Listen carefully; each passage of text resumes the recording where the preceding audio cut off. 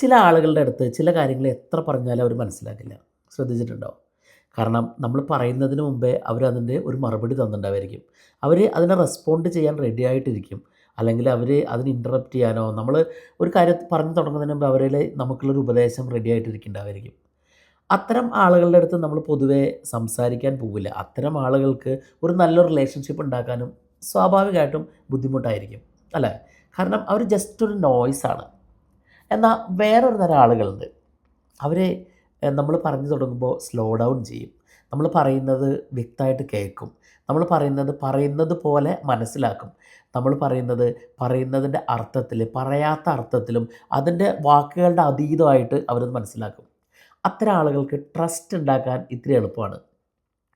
പല റിലേഷൻഷിപ്പിൻ്റെ പ്രശ്നത്തിലും കാരണം നമുക്ക് വാക്കുകളില്ലാത്തതോ അല്ലെങ്കിൽ നമുക്കൊരു ഗ്രാമർ ഇല്ലാത്തതൊന്നുമല്ല. നമുക്ക് കുറേ നല്ല ലാംഗ്വേജോ കുറേ നല്ല ഇംഗ്ലീഷോ ഒന്നും വേണ്ട. നമുക്കൊരു ഡീപ്പായിട്ടുള്ള ഒരു അറ്റൻഷൻ ഉണ്ടായാൽ മതി.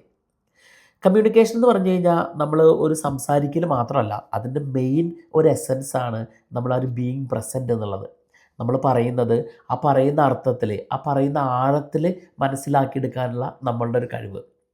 അടുത്ത തവണ നിങ്ങളുടെ ഒരാളുടെ അടുത്ത് സംസാരിക്കുമ്പോൾ അയാൾ പറയുന്നത് മുഴുവനായിട്ട് കേട്ടിട്ട് ഒന്ന് മറുപടി പറഞ്ഞു നോക്കിയൊക്കെ നിങ്ങൾക്ക് അയാളെ എളുപ്പത്തിൽ ഇൻഫ്ലുവൻസ് ചെയ്യാൻ പറ്റും.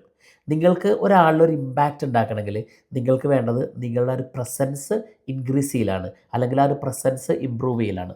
ഇതൊന്ന് ട്രൈ ചെയ്ത് നോക്കൂ കേട്ടോ.